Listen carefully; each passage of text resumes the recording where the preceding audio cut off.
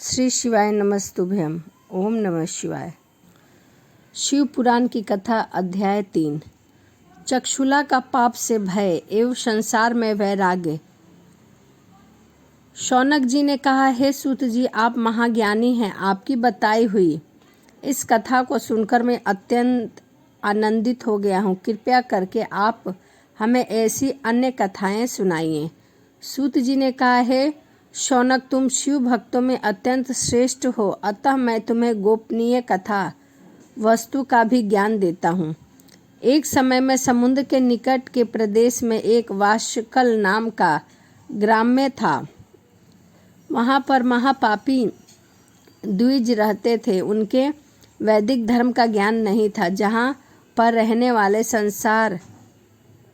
सारे लोग अत्यंत दुष्ट थे। उनको कोई भी धर्म वस्तुओं का विश्वास नहीं था। वे लोग न देवता पर भरोसा करते और न भाग्य पर। ऐसी कुटिल वृत्तियों वालों लोगों का मन हमेशा दूषित विषयों में ही लगा रहता था। वे लोग अपने आस-पास अत्यंत भयानक अस्त्र शस्त्र रखते थे। इन लोगों को ज्ञान, वैराग्य और अधर्म का कोई भी ज्ञान नहीं था। वहाँ पर द्विज के साथ अन्य जाति के भी लोग रहा करते थे, उनकी ही तरह। उस प्रदेश की स्त्रियां का भी अत्यंत कुटिल स्वभाव था। वे लोग स्वच्छाचारिणी, पापी, कुत्सिल विचारों वाली और भव्यचारिणी थीं। उनको सद्व्यवहार एवं सदाचार के विषय में कोई भी ज्ञान नहीं था। पूरा ग्राम में दुष्टों से ही भरा था। एक समय पर इस वाश्यकल नाम के गांव में बिंदुक नाम का ब्राह्मण निवास करता था। वह अधर्मी, दुराचार, महापापी था। उसकी पत्नी का नाम चक्षुला था। वह अत्यंत सुंदरी थी। वह हमेशा उत्तम धर्म का पालन किया करती थी। फिर भी उसकी पत्नी को छोड़कर वह ब्राह्मण वेश्यागामी हो गया था। ऐसे में उसने बहुत वर्ष निकल गए। उसकी स्त्री चक्षुला काम से पीड़ित थी, किंतु उसने अपना धर्म कभी नहीं छोड़ा था। वह दीर्घकालीन समय तक धर्म का पालन करती रही, परंतु अंत में ऐसे दुष्ट पति के साथ रहकर वह भी उसके प्रभाव से दुष्ट बन गई। ऐसे में उन दो पति पत्नी का अधिकतर समय दुराचार में ही निकल जाता था। उसके बाद एक दिन वह दूषित बुद्धि वाले ब्राह्मण की मृत्यु हुई और वह नरक में जा पहुंचा। उसने बहुत समय तक नरक में दुख भोगे। उसके पश्चात दुष्ट ब्राह्मण विध्वंस पर्वत पर भयंकर पिशाच हुआ और उसकी पत्नी चक्षुला उसके बाद बहुत समय तक अपने पुत्रों के साथ रही। एक दिन वह कोई अवसर पर अपने भाई बंधुओं के साथ गोकर्ण क्षेत्र गई और किसी तीर्थ पर जाकर वहां के जल से स्नान किया। वो वहां पर घूमने लगी। घूमते घूमते वह कोई देव मंदिर में आ पहुंची।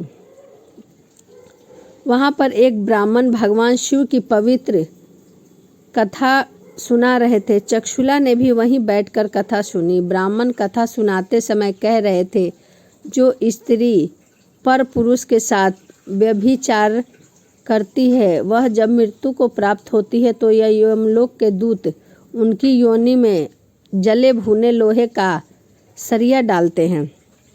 ऐसा सुनकर चक्षुला भयभीत हो गई और कांपने लगी। कथा समाप्त होने के बाद सब लोग वहां से चले गए। तब चक्षुला ने उस कथा सुनाने वाले ब्राह्मण से पूछा कि हे ब्राह्मण, मुझे धर्म का ज्ञान नहीं है, अतः मेरे से दुराचार हो गया है। आज इस कथा को सुनने के बाद मुझे बहुत डर लग रहा है। मैं यह सुनकर भय से कांप रही हूँ। इस संसार में मुझे वैराग्य हो गया है। मेरे जैसी पापी को धिक्कार है।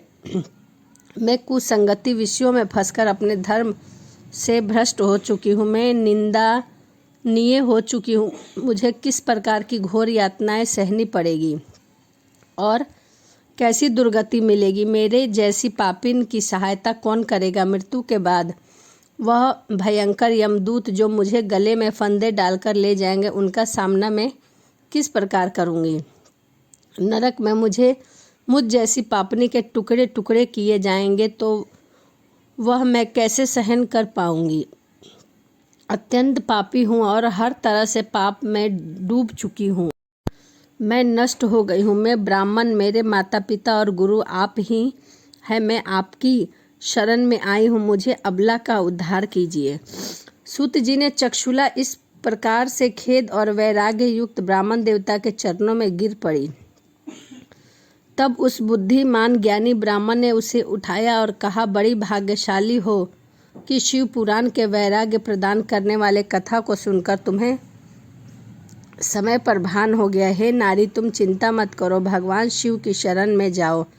भगवान शिव तुम्हें समस्त पाप तुरंत समाप्त कर देंगे। यह कहकर ब्राह्मण चक्षुला को समस्त पापों को हरने वाली तथा सुख और सद्गति देने वाले शिव पुराण कथा की महिमा का वर्णन करते हुए इस प्रकार शिव पुराण को सुनाया।